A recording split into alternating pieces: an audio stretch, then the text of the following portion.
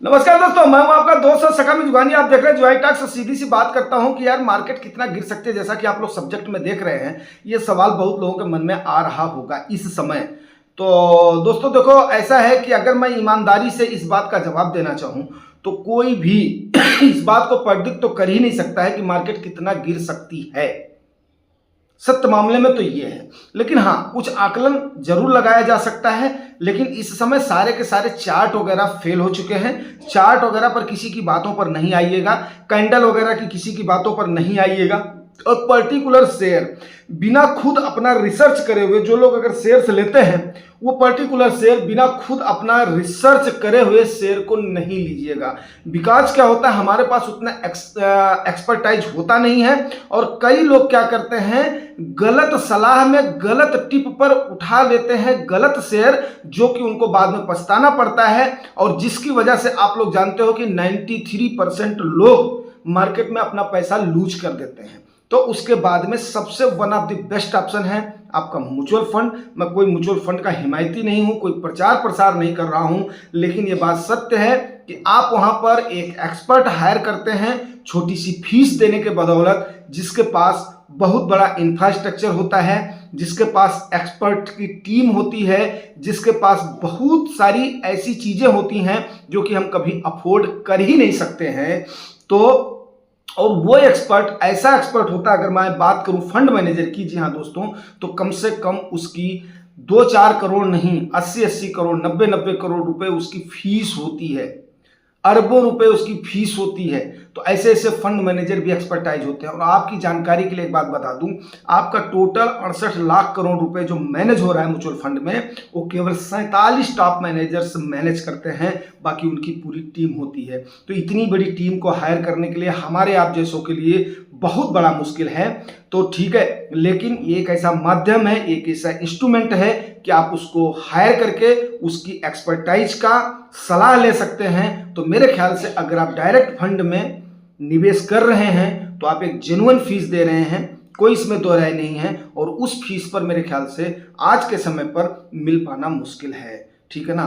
तो चलिए हम अभी चर्चा कर लेते हैं यार दोस्तों। जैसा कि हमने पिछले वीडियो में आपको बताया था, कुछ सिनेरियोज ऐसे हैं जिनके बेस पर आप आकलन कर सकते हो। मैं उसको आपको बता देता हूं कि देखो, कई सारे मैंने आपको अभी 4 दिन के पहले वीडियो में बताया था कि कम से कम करीब 15 जो ब्रोकरेज फर्म्स हैं उन्होंने इंडिया को वेटेज दे दिया था कि यस, इंडिया में आने वाले समय पर 2025 में काफी सारी प्रोबेबिलिटीज हैं, ना कि हम ऑल टाइम हाई टच करेंगे, जबकि उसके अबव भी परफॉर्म करेंगे, मतलब आउट परफॉर्म करेंगे। बट आईएमएफ के एमडी ने 2025 में इंडिया की इकोनॉमी को डाउन बताया है। लेकिन यहां पर मैं अपना पर्सनल ओपिनियन देना चाहूंगा। ये आईएमएफ हो गया, यूएन की रिपोर्ट हो गई, ये हो गई, इन पर कभी भी विश्वास नहीं करना है। बिकॉज क्या होता है कि ये यूएस से फैब्रिकेटेड इनकी न्यूज हो सकती है।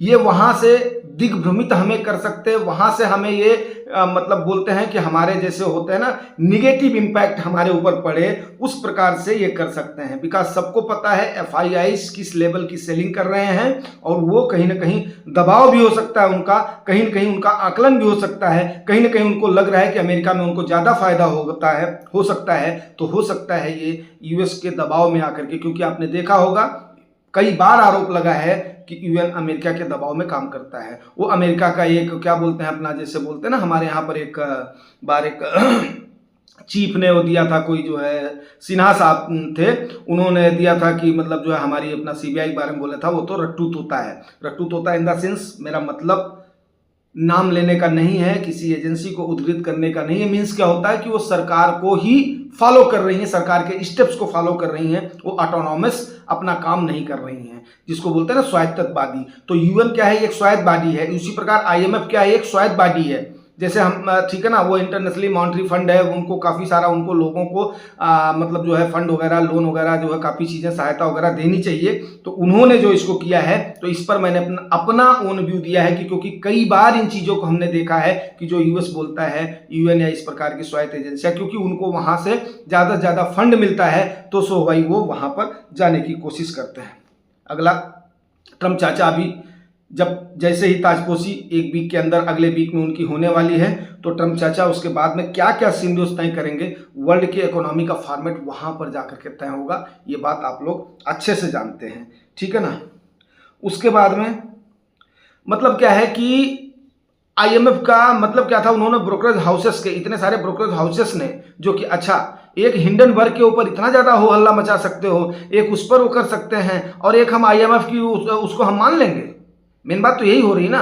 तो अगर हमारे इंडियंस ने हिंडनबर्ग को अब की बार जवाब दिया था अडानी वाले प्रकरण में, तो मेरे ख्याल से इस बार आईएमएफ को भी इंडियंस जवाब देंगे, क्योंकि अब इंडियंस क्या हैं, उन चीज़ों को समझने लगे हैं। अब लोगों तक तथ्य फैक्ट पहुंचने में ज़्यादा टाइम नहीं लगता है। क्यों? क्योंकि बहुत सारी चीज़ें ऐसी अवेलेबल हैं, बहुत सारे इन्फ्लुएंसर्स ऐसे हैं जो कि सत्य बात को बता सकते हैं। तो इसलिए अपने ओन विवेक के ऊपर चलना है। अगली चीज़ क्या है, ये हो गई निगेटिव चीज़ें हो गई।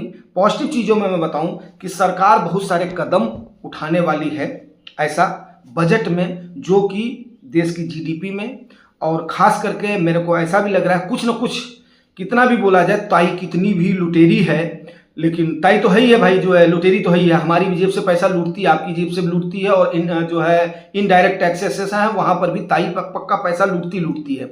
लेकिन लुटेरी ताई भी अभी कुछ दयावान होने की प्रोबेबिलिटी दिख रही है।